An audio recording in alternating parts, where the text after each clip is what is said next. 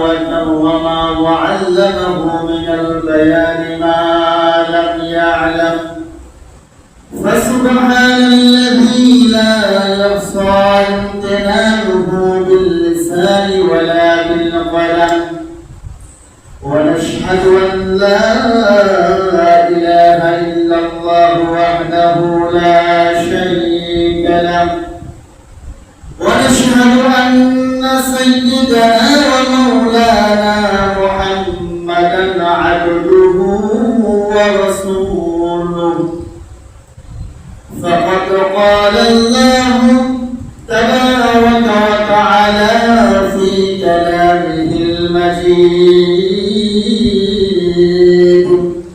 وفي فرقانه الحميد: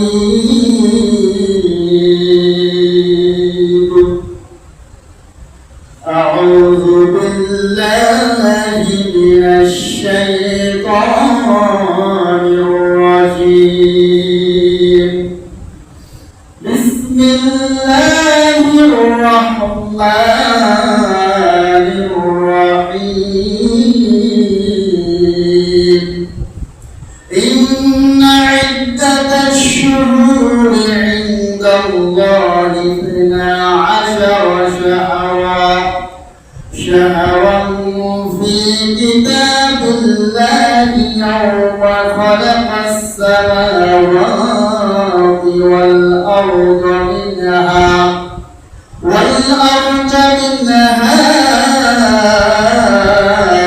أربعة حرم، ذلك الدين القيم، فلا تظلموا فيهن أنفسكم وقاتلوا المشركين كافة كما يقاتلونكم كافة، واعلموا أن الله مع المتقين.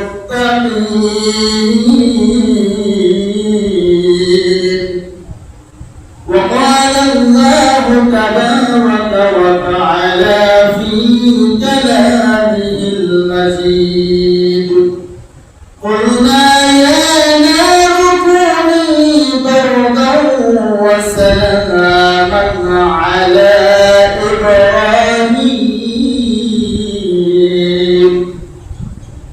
وقال النبي صلى الله عليه وسلم: أفضل الصيام بعد رمضان شهر الله المحرم. وقال الله تعالى في شان حبيبه ومعشوقه: إن الله وملائكته يصلون على النبي يا أيها الذين آمنوا صلوا عليه وسلموا تسليما. شبه محمد اللهم صل على سيدنا محمد وعلى آل سيدنا محمد كما صليت على سيدنا إبراهيم وعلى آل سيدنا إبراهيم إنك حميد مجيد. اللهم بارك على سيدنا محمد وعلى آل سيدنا محمد كما باركت على سيدنا إبراهيم وعلى آل سيدنا إبراهيم إنك حميد مجيد. سبحان لا علم لنا إلا ما علمتنا، عليه توكلت وإليه أنيب. ربي زدني علما، اللهم ربي زدني علما. رب اشرح لي صدري ويسر لي أمري واحلل عقدة من لساني يفقه قولي। আমরা শুকরিয়া আদায় করছি সেই মহান আল্লাহ তাআলার যে মহান মালিক আমাদেরকে সুস্থ অবস্থায় হায়াতের পুঁজিকে দীর্ঘায়িত করে শাহরুল মুহররম মাসের দ্বিতীয় জুমায় বরকতপূর্ণ দিবসে আল্লাহর ঘর মসজিদে উপস্থিত হওয়ার তৌফিক দান করেছেন। আমরা সেই মহান মালিকের শুকর আদায় করছি, আলহামদুলিল্লাহ। দরুদ ও সালাম পেশ করছি সাইয়্যিদুল মুরসালিন খাতামুন নবিয়্যিন জনাব মুহাম্মদ রাসূলুল্লাহ সাল্লাল্লাহু আলাইহি ওয়াসাল্লামের প্রতি। সম্মানিত মুআজ্জাজ মুহতারাম, আরবি 12টি মাসের প্রথম মাস শাহরুল মুহররম। গত জুমায় সংক্ষিপ্ত আলোচনা করেছিলাম, একটু কাজ করেছিলাম। আজকে দিবসের গুরুত্ব, ফজিলত, মর্যাদা সম্পর্কে আমরা আলোচনা করব ইনশাআল্লাহ। ওয়া মা তাওফীক ইল্লা বিল্লাহ। বিশ্বনবী জনাব মুহাম্মদ রাসূলুল্লাহ সাল্লাল্লাহু আলাইহি ওয়াসাল্লাম পবিত্র জবানে ঘোষণা করেছেন, আফদালুস সিয়াম বা'দা রমাদান শাহরুল্লাহুল মুহররম। নবীজি তার পবিত্র জবানে ঘোষণা করেছেন, রমজান মাসের রোজার পরে যত নফল রোজা রয়েছে, এই সমস্ত নফল রোজার মধ্যে উত্তম একটি দিবসের রোজা হলো শাহরুল্লাহিল মুহররম, আল্লাহ তাআলা মাস মুহররম মাসের রোজা। সুবহানাল্লাহ। পবিত্র আশুরা, আরবি আশারা শব্দ থেকে আশুরার উৎপত্তি। আশারা শব্দের অর্থ হলো 10। সেখানে আশুরা, শাহরুল আশুরা, মুহররমের 10 তারিখে বলা হয় আশুরা। আমরা এই আশুরা মুহররমের 10 তারিখে অনেক ইতিহাস, অনেক ঘটনা পূর্বে থেকে শুনে আসতেছি। বর্তমান আলোচনা হচ্ছে, ভবিষ্যৎ কিয়ামত পর্যন্ত আলোচনা হবে। আল্লাহ তাআলা এই দিবসকে কেন্দ্র করে পৃথিবীর সৃষ্টি শুরু থেকে শেষ পর্যন্ত বিভিন্ন ঘটনাগুলো আল্লাহ তাআলা এই দিবসে ঘটিয়েছেন। সুবহানাল্লাহ। সম্মানিত মুআজ্জাজ মুহতারাম, মুহররম মাস বার্তা দেয় যে দুনিয়াতে বাতিল তার ক্ষমতা নিয়ে, বাতিল তার মত নিয়ে অগ্রসর হবে, পাশাপাশি হক তার আলো নিয়ে দিন করে এগিয়ে যাবে। আর বাতিলের হক দুটি পথে যখন চলবে, চলতে চলতে দুনিয়ার একটি প্ল্যাটফর্মে হক আর বাতিলের সংঘর্ষ হয়ে যাবে। এই হক আর বাতিলের সংঘর্ষ পৃথিবীর শুরু থেকে আজ পর্যন্ত, এখান থেকে কাল কিয়ামত পর্যন্ত বাতিল আর হকের সংঘর্ষ হবে। আল্লাহ তাআলা যুগে তার কুদরতের কামেলা দ্বারা বাতিলকে হকের কাছে পরাজিত করে দেবে। আর হক পৃথিবীতে তার আপন মহিমায় আল্লাহ তাআলার প্রভাব, আল্লাহ তাআলার সার্বভৌমত্বে এই তারিখ ঘোষণা করে কিয়ামত পর্যন্ত বাতিলকে আল্লাহ তাআলা ধ্বংস দিতে এগিয়ে দিবে, আর হককে আল্লাহ তাআলা এগিয়ে নেবেন। সুবহানাল্লাহ। এই মুহররম মাস সেই বার্তাগুলো দেয়। সম্মানিত উপস্থিতি, আল্লাহ তাআলা এই মাসকে কেন্দ্র করে কোরআনের মধ্যে ঘোষণা করেছেন। আমরা কোরআন থেকে কিছু আলোচনা শুনব। এই মাসের করণীয় কার্যক্রম সম্পর্কে আমরা আলোচনা করব। আল্লাহ তাআলা সূরা তাওবা 36 নম্বর আয়াতের মধ্যে ঘোষণা করেছেন, ইন্না ইদ্দাতাশ শুহুরি ইনদাল্লাহি 12 শাহরা। আল্লাহ তাআলা বলেন, পৃথিবী সৃষ্টির শুরু থেকে আসমান জমিন যখন আল্লাহ তাআলা সৃষ্টি করেছেন, সেখান থেকে আল্লাহ তাআলা যখন গণনা শুরু করেছেন, আল্লাহ তাআলা গণনার মধ্যে বছরের মাস হলো 12টি। সুবহানাল্লাহ। মাস 12টি। ফি কিতাবিল্লাহি ইয়াওমা খালাকাস সামাওয়াতি ওয়াল আরদি মিনহা আরবা'তুন হুরুম। আল্লাহ তাআলা গণনার মধ্যে এই 12টি মাস, 12টি মাসের মধ্যে আল্লাহ তাআলা শাহরুল হুরুম করেছেন 4টি মাস। সুবহানাল্লাহ। সম্মানিত মাস 4টি, যে মাস আমরা অবস্থান করতেছি এটা তার মধ্যে অন্যতম একটি মাস। আল্লাহ তাআলা বলেন, যালিকা দ্বীনুল কাইয়্যিম, এটা হলো সুপ্রতিষ্ঠিত দিন। আল্লাহ তাআলা যে ঘোষণা করেছেন এটাই পরিচিত, এটাই প্রতিষ্ঠিত, এর বাহিরে কোনো বিধান, কোনো হুকুম বান্দার জন্য কখনো পালনীয় নয়, কখনো বর্জনীয় নয়। আল্লাহ তাআলা যে দিন দিয়েছেন এটাই হলো সুপ্রতিষ্ঠিত দিন। আল্লাহ তাআলা বলেন এই মাসের কিছু কার্যক্রম, এই মাসে আমি তোমাদের কিছু কাজ বাতলিয়ে দেই, মুসলমানরা এই কাজগুলো করবে, আল্লাহর বান্দা এই কাজগুলো করবে। আল্লাহ তাআলা ঘোষণা করেন ফালা তাযলিমু ফীহিন্না আনফুসাকুম, আমার বান্দারা যখন তোমরা এই সম্মানিত মাসগুলো পাবা তখন এই মাসের সম্মানার্থে তোমরা ফালা তাযলিমু জুলুম করবে না, ফীহিন্না আনফুসাকুম, তোমাদের নিজেদের উপর। আল্লাহ তাআলা বলতেছেন এই মাসগুলো যখন আসবে, পবিত্র মাস, তোমরা নিজেদের উপর নফসের উপর জুলুম করবে না। এখন যদি আমি আপনাদেরকে প্রশ্ন করি, আমাদের উপর জুলুম আমরা নিজেরা করতেছি কম না বেশি? জুলুম অহরহ হইতেছে।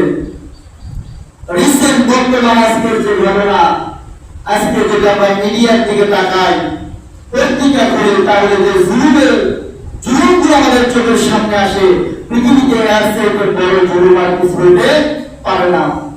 তার একটি ঘটনা আপনাদেরকে জানা অবগত, লক্ষ্মীপুর রায়গঞ্জে হত্যাকাণ্ড হলো। এই ঘটনার জন্য আল্লাহ তাআলা ইঙ্গিত দিচ্ছে ফালা তাযলিমু, তোমরা জুলুম করো না, ফীহিন্না আনফুসাকুম, নিজেদের উপর। এটা প্রশ্ন আসতে পারে, যে হত্যা করলো সে তো মানুষ মেরে ফেললো, সে আসলে কি যাদেরকে হত্যা করে তাকেই মেরে ফেললো না নিজেকে হত্যা করলো? কোরআনের ভাষায় যাদেরকে হত্যা করা হলো, তিনটা কন্যা সন্তান, একটি মা, ঘরের ভিতরে হত্যা করা হলো। যে হত্যা করলো এখনো উদ্ঘাটন হয় নাই, মা হত্যা করলো না, কোন হত্যাকারী, কোন সন্ত্রাস হত্যা করলো, হত্যা করে হত্যাকারী চলে গেছে। সে ভাবছে আমি বড় প্রভাবশালী, আমি বড় ক্ষমতাবান, আমি মানুষকে হত্যা করেছি। কিন্তু আল্লাহ তাআলার ভাষায় হলো না না, সে হত্যা করেছে অপরকে, কিন্তু সে নিজের উপর, নিজের নফসের উপর সবচেয়ে বড় জুলুম করেছে, ঠিক কিনা? আমরা মনে করি মানুষকে গালি দিয়েছি, অপর ভাইকে মেরেছি, অপর ভাইকে নির্যাতন করেছি, আমাদের বলার মতো কেউ নাই, আমি মানুষের উপর ক্ষমতা দেখাচ্ছি, আমি শক্তিশালী। কিন্তু আসলে ওই ব্যক্তি মানুষের উপর জুলুম করে নাই, ও নিজের উপর নিজে জুলুম করেছে, ঠিক কিনা? কারণ যে মাজলুম, আল্লাহর নবী জনাবে মুহাম্মদ রাসূলুল্লাহ সাল্লাল্লাহু আলাইহি ওয়াসাল্লাম বলেছেন যে আমার উম্মতেরা, সাহাবীরা, তোমরা মাজলুম হও, জালেম হও না। সুবহানাল্লাহ। কিন্তু আজকে জালেমরা নিজেকে বড় ভাগ্যবান মনে করে, আমি ক্ষমতাবান, আমি সম্পদারা, আমি জুলুম করলে, আমি কারো উপর ক্ষমতা প্রয়োগ করে কেউ আমাকে কিছু বলতে পারে না। বিশ্বনবী বললেন না না, তুমি জালেম, তুমি মানুষের উপর জুলুম করেছো, তার মানে এই নাই তুমি শান্তিতে থাকবা। আল্লাহ তাআলার ভাষায় বলে তুমি নিজের উপর জুলুম করেছো, এই জুলুম করার কারণে আল্লাহ তাআলা ওই জালেমের অন্তর থেকে আল্লাহ তাআলা শুনতে কেড়ে নেয়। দেখেন পৃথিবীতে যত জালেম, এদের সম্পদের অভাব নাই, ক্ষমতার কোনো কমতি নাই, বাড়ি-গাড়ির কোনো অভাব নাই, কিন্তু এই জালেমদের অন্তরে শান্তি নাই, ঠিক না? এটা হলো আল্লাহ তাআলার নিজাম। বিশ্বনবী বলে দিলেন হে আমার উম্মতের তোমরা মাজলুম হও। নবীজি জানালেন তিন ব্যক্তির দোয়া হলো মুস্তাজাবুদ দোয়া। আল্লাহ তাআলা তিন ব্যক্তির দোয়া একদম কবুল করেন। দোয়া করতে দিলে আল্লাহ দরবারে কবুল হতে দেরি নাই। তার ভিতরে আছে হলো মাজলুম। কোন বান্দা যদি নির্যাতিত হয়, জুলুমের শিকার হয়, নির্যাতিত হয়ে যদি আল্লাহর দরবারে হাত তোলে, চোখের পানি ফেলে আর দোয়া করে আল্লাহ আমি বড় দুর্বল, বড় নির্যাতিত, মাজলুম, আমার ক্ষমতা নাই, অথবা আমার আল্লাহ তাআলা আমাকে বেড়া দিয়েছেন, ইলম দিয়েছেন, ওই জালেম জাহেলরা আমার উপর জুলুম করেছে, কিন্তু আমি এই জুলুমের প্রতিশোধ নিতে চাই না, আমি সবর ইখতিয়ার করলাম আর আপনার দরবারে হাত তুলে ফরিয়াদ জানালাম, এই জুলুমের বিচার আল্লাহ আপনি নিজ হাতে করিলেন। নবীজি বলেন যখন মাজলুম ব্যক্তি দোয়া করে আল্লাহ তাআলা আরশে সরাসরি নাম করে, সুবহানাল্লাহ। এই দোয়া সঙ্গে সঙ্গে কবুল হয়ে যায়। প্রশ্ন হলো, এই দোয়া মাজলুম যদি মুসলমান হয়, মুমিন হয়, সে যদি নির্যাতিত হয়ে জুলুমের শিকার আল্লাহ দরবারে দোয়া করে, দোয়া কবুল। এখন মাজলুম যদি কাফের হয়, এর কি হবে?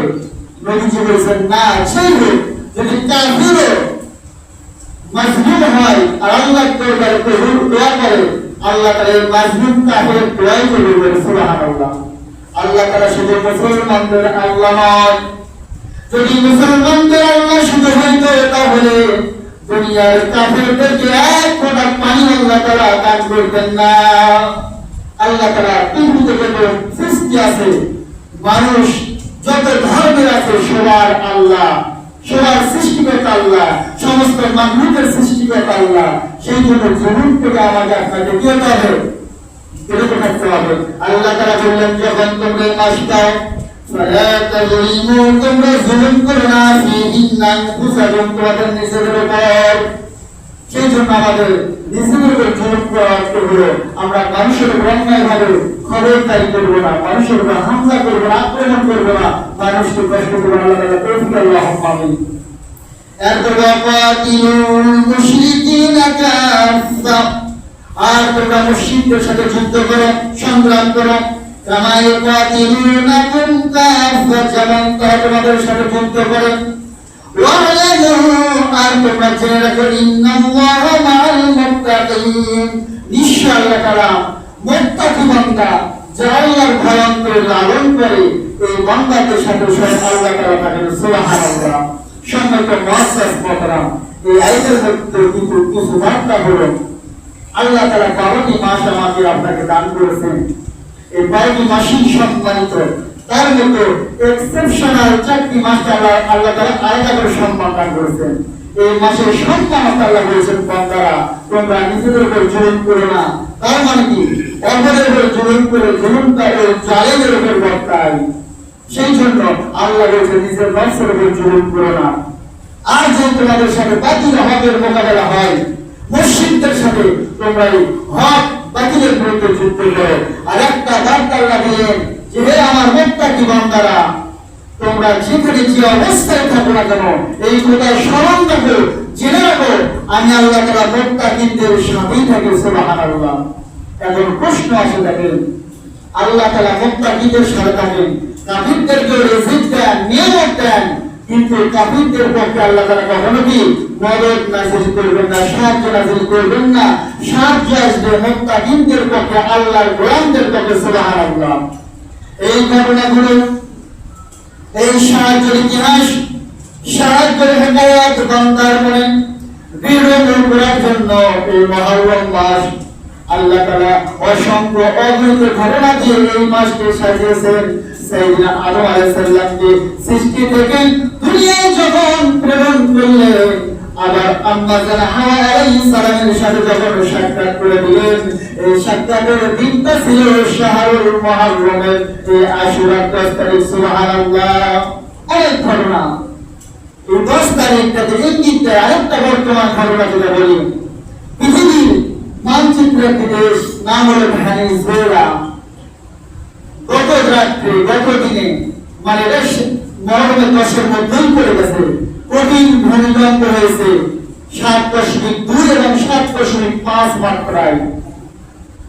দেখলাম পত্রিকায়, মানে নিউজ করেছে, প্রায় লক্ষাধিক প্রাণহানির একটা আশঙ্কা। এ পর্যন্ত 11,000 লোকের একটা পরিসংখ্যান দিয়েছে। সরকার ঘোষণা করেছে, আপনাদের আত্মস্বজনের তালিকা দেন, কার কত আত্মস্বজন নিখোঁজ আছে।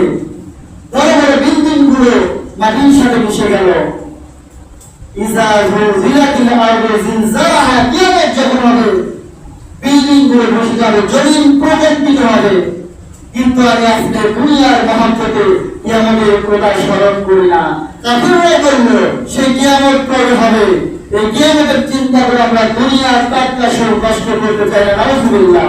আজকে দুনিয়ার বেঈমানরা, বিশেষ করে মুসলমানদের মধ্যে এক শ্রেণীর চাকুদার মুনাফিক আছে, নাম সুন্দর সুন্দর, কিন্তু কথাগুলো বেঈমানদের আদরে। ঠিক না?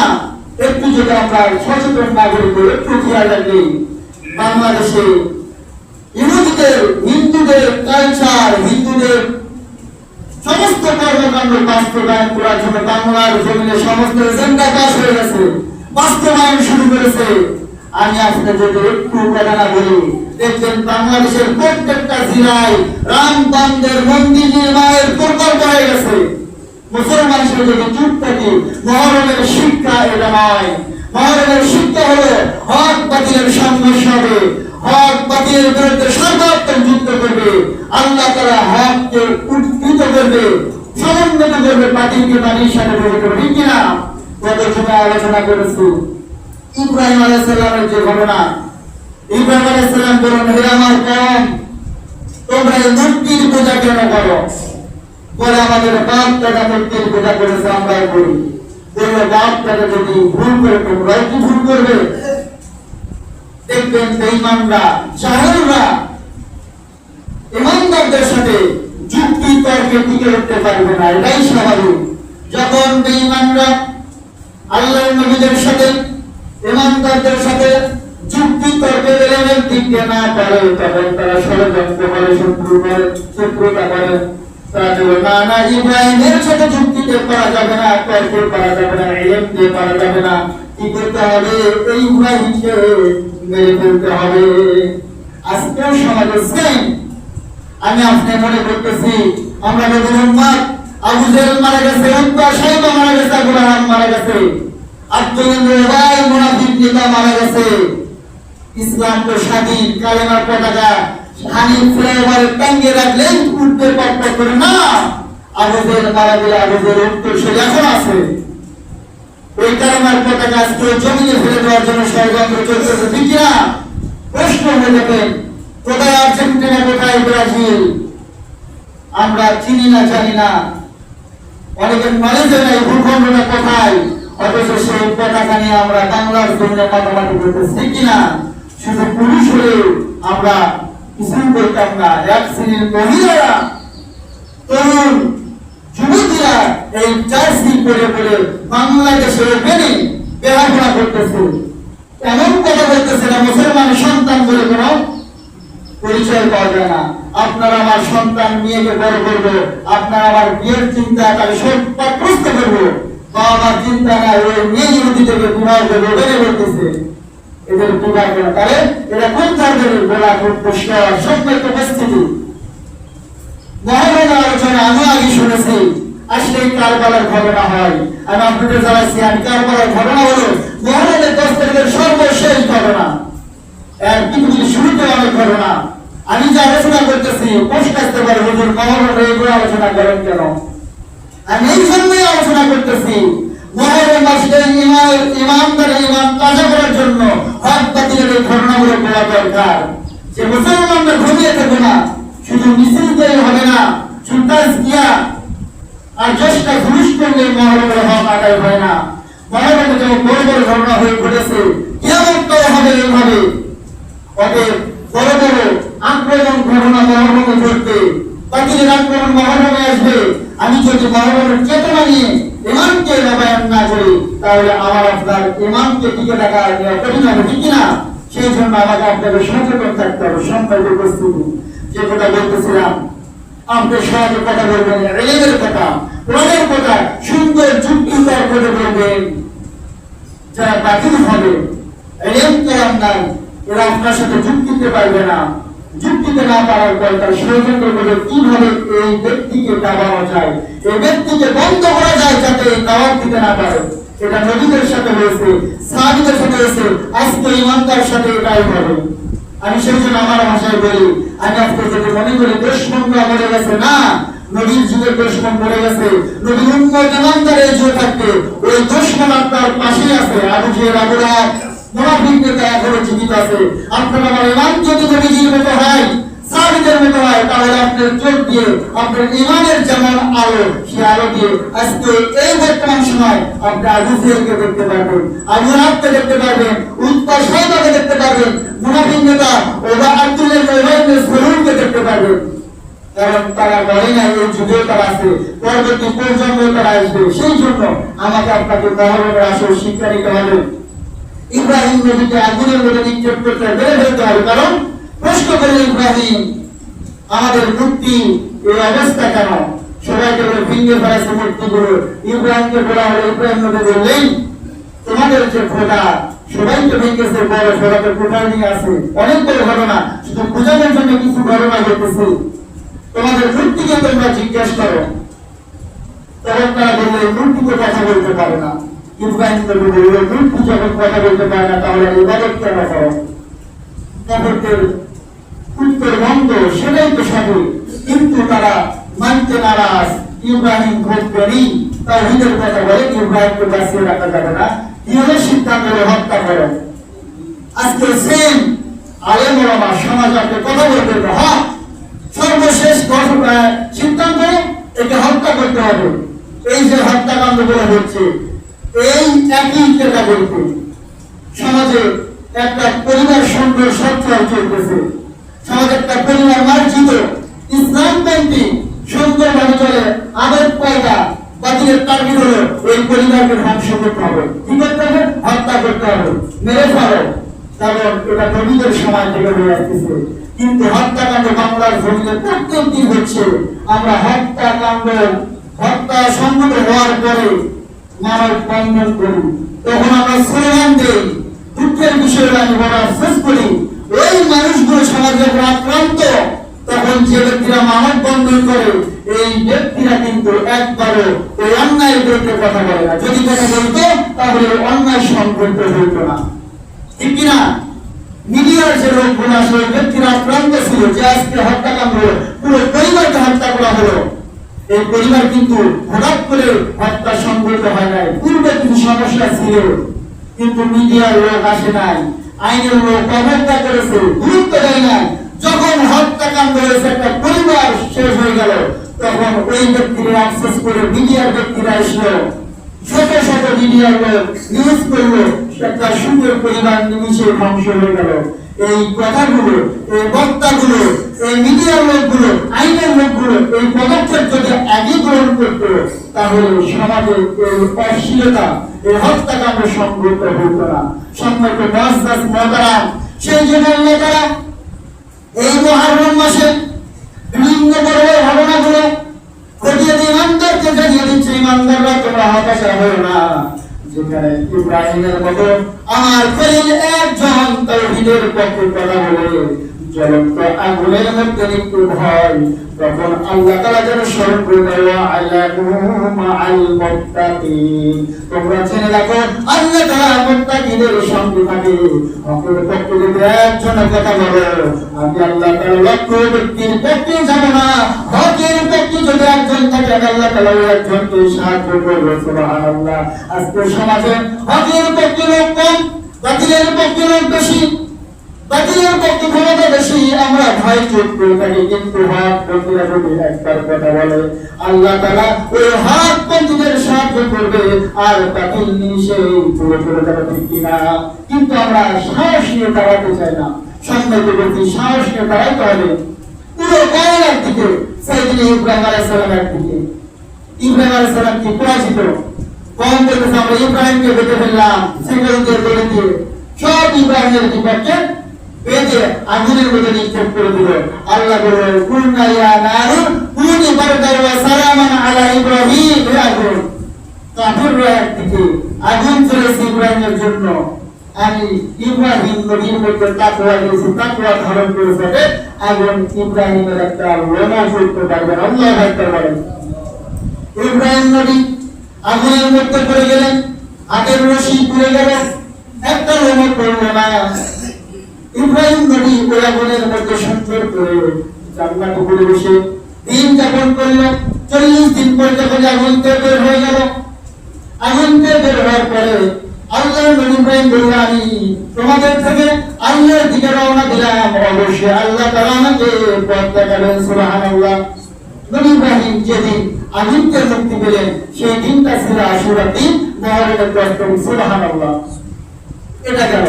তাহলে আমার আপনার এই চিন্তা চেতনা রাখতে হবে, এই 10 তারিখ তার ঐতিহাসিক দিন। আমার আপনার জীবনে 10 তারিখে দুর্যোগ আসতে পারে, 10 তারিখে পরীক্ষা আসতে পারে, মুহররমের পরীক্ষা আসতে পারে। আমার আপনার পরীক্ষার দিনে পরীক্ষার সময় এই খেয়াল রাখতে হবে, ইমানি শক্তি রাখতে হবে। আল্লাহ তাআলা মহরম মাস দিয়েছেন, বড় বড় ঘটনা ঘটিয়েছেন, ইমানদারকে সাহায্য করেছেন। অতএব আমি সৃষ্ট নবীর সৃষ্ট উম্মত, আমি যদি বিপদে পড়ি আমাকে আল্লাহ পরীক্ষা করতেছে, আমি পরীক্ষার উপর ইস্তিকামাত থেকে আল্লাহর পক্ষে ধৈর্য ধারণ করলাম, আল্লাহ তাআলা অবশ্যই আমাকে সাহায্য করবেন, ঠিক কিনা? সম্মানিত মুআজ্জাজ মুহতারাম, এই মহরম মাস আজকে নফল যেটা প্রথমে যে হাদিসটা বললাম, একটি রোজা শাহরুল মহরম মাসের আশুরার রোজা আমরা অনেকে রেখেছি, যারা রাখি নাই আমরা সামনে চেষ্টা করব। আলোচনাটা গত জুমার গ্রুপে করার দরকার ছিল, সময় হয় নাই, সময়কে উপস্থিতি নবী সাল্লাল্লাহু আলাইহি সাল্লাম বলেছেন এই দিনে সাইয়েদনা মুসা আলাইহিস সালাম বড় একজন সন্ত্রাসী রাষ্ট্রদ্রোহী ফিরাউনের কবল থেকে রক্ষা পায়। সুবহানাল্লাহ। রক্ষা পাওয়ার পরে শুকরিয়া আদায় করেন যে আল্লাহ আপনি বড় একটা দুর্যোগ থেকে আমাকে হেফাজত করেছেন। এই দিনে মুসা আলাইহিস সালাম রোজা রেখেছেন, তার অনুসারীরা রোজা রেখেছেন। মদিনায় ইহুদিরা রোজা রাখতো। বিশ্বনবী বললেন, ইহুদি তোমরা যদি মুসার পক্ষে রোজা রাখো, আমি মুসার একজন ভাই, একজন নবী, আমরা বেশি ভাব রাখবো। সামনে যদি আমি মহরম পাই তাহলে এই মহরমের রোজা আমি রাখবো। সুবহানাল্লাহ। নবীজি সেই দিন রোজা রেখেছেন, সামনে বছর আসার আগে নবীজি ইন্তেকাল করেছেন। নবীজি বলেছেন তোমরা মহরমকে সম্মান করো, আশুরাকে সম্মান করো, আশুরার যে শিক্ষা তাৎপর্য গ্রহণ করো, আর তোমরা 9, 10 অথবা 10, 11 তারিখ রোজা রাখো। সুবহানাল্লাহ। কারণ ইহুদিরা একদিন রোজা রাখে। নবীজি বললেন রোজা আমরা রাখবো, কিন্তু ইহুদিদের সাথে কখনো তোমরা যাতে আমলে নিয়ে না যায়, আমল নিয়ে না যায়, এটা লক্ষ্য রাখতে হবে। ইহুদিরা একটা রোজা রাখে, মুসলমানরা 2টা রোজা রাখবে, কারণ মুসলমানদের ইবাদত ইহুদিদের সাথে আলাদা। সুবহানাল্লাহ। এখন এখানে একটা পয়েন্ট যে কথা আমি ছেড়ে দিলাম আলোচনা করতে করতে, নবীজি বলেন ইহুদিদের সাথে কোনো আমলের মিল করা যাবে না। এখন বর্তমান বিশ্বে আমরা যেগুলো দেশের নাম জানি, এগুলোর মধ্যে ইহুদি, খ্রিস্টান, বিধর্মী দেশ বেশি না মুসলমান দেশ বেশি? যদি আমরা মুসলমান দেশ বলতে চাই, জিজ্ঞেস করে 2-3 নাম বলে আমরা থেমে যাব। সৌদি আরব, কুয়েত, তারপর ইরান, ইরাক, এগুলো বলে থেমে যাব। আর অধিকাংশ রাষ্ট্রগুলো ইহুদি, যেগুলো আমরা স্বয়ং স্বপ্নে ধারণ করি, পতাকা আমরা নিয়ে আসি, ব্রাজিল, আর্জেন্টিনা, উরুগুয়ে, পেরু, বহু দেশ আছে, এদের অধিকাংশ মানুষগুলো বিধর্মী। অথচ তাদের জন্য আমরা বাংলার জমিনে তাদের পতাকা, তাদের জার্সি নিয়ে আমরা তাদের জন্য কি জমি সম্পদ বিক্রয় করতে চাই, জার্সির জন্য, তাদের পতাকার জন্য। এমন কি করতেছে, যদি ব্রাজিল হেরে যায় তাহলে আমরা মাথা নেড়ে করবো, আর্জেন্টিনা জিতে গেলে মানে ব্রাজিলের লোক করছে আমরা মাথা নেড়ে করবো। তাহলে প্রশ্ন নবীজি বলেন ইহুদিদের সাথে আমলের মিল করো না। যদি ইহুদিদের সাথে আমলের মিল হয়ে যায় তাহলে কিয়ামতের ময়দানে মুসলমানদের কাতারে তোমরা থাকবে না, ইহুদিদের সাথে তোমাদের হাসর নাসর। নাউজুবিল্লাহ। এখন প্রশ্ন করেন, একজন ব্যক্তি হাত উঠাইতে পারবেন যে বিশ্বকাপ খেলা আমি দেখি নাই, রাজ্জা কিনা? আমার আল্লাহর বান্দা খুবই কম। রাত্রি 4টার সময় আর্জেন্টিনা ব্রাজিলের খেলা, রাত 4টা বাজে। আল্লাহ তাআলা ওই সময়ের কথা কোরআনের মধ্যে ঘোষণা করেছেন, আমার দুর্গতি বান্দারা, আমার অসহায় বান্দারা, অভাবগ্রস্ত বান্দারা কে কোথায় আছো? আল্লাহ তাআলা আসমান থেকে দুনিয়ার নিমিত্ত আসমানে নামে আসে আর বান্দাদেরকে ডাকে। এই বান্দা সারা বছরের একদিনও রাত্রি 4টার সময় জাগে না, ঠিক না? জেগেছে একটা বান্দা, তারা ভিতরে মৌতে জাগে নাই। অথচ এই বান্দা এমনকি ছোট্ট বাচ্চাদেরকে সেই ভোর 4টার সময়, গভীর রাত্রি 4টার সময় জাগিয়ে করেছে। আর্জেন্টিনার ব্রাজিলের খেলা হচ্ছে, যদি বলা আর্জেন্টিনা ব্রাজিল কোথায় দেখেছেন, এই বিষয়ে বলতে পারবে না। অথচ আর্জেন্টিনা ব্রাজিলের জন্য তার আখিরাত শেষ, দুনিয়াও শেষ। আপনি আমি একটা প্রশ্ন করি, আমি আর্জেন্টিনার সাপোর্ট করলাম, ব্রাজিলের সাপোর্ট করলাম, ব্রাজিলের জার্সি ক্রয় করেছি, বাড়িতে ব্রাজিল আর্জেন্টিনার পতাকা টাঙাইছি, আপনি কি জীবনে একটা কালেমার পতাকা কিনেছেন? জীবনে একটা কালেমার পতাকা টাঙিয়ে রেখেছেন? নিজেকে প্রশ্ন করেন। তাহলে আপনি কোন দেবীকে আপনার কাছে যে আমি যদি প্রশ্ন করি আমরা জান্নাত চাই, কে কে সবাই হাত তুলি, আমি যদি প্রশ্ন করি আপনি জান্নাত চান কিন্তু কালিমার পতাকা ক্রয় করেন নাই, কালিমার পতাকা টাঙ্গাই না ব্রাজিলের পতাকা টাঙ্গিয়েছেন, তাহলে আপনি জান্নাতে যাইতে হলে কালিমা নামের একটা চাবি লাগবে, ওটা আপনি কখনো আপনার স্থান দেন নাই, আপনি কিভাবে জান্নাতে যাবেন? সম্মানিত মুআজ্জাজ মোহতারাম, যে কথা বললাম ব্রাজিল আর্জেন্টিনার পতাকা টাঙলেন, বাংলার জমিনে কেউ কোনো কথা বলে না। ওখানে যদি কালেমার পতাকা টাঙানো হয় তাহলে বাতিলের গায়ে জ্বালা করা হয়ে যায়।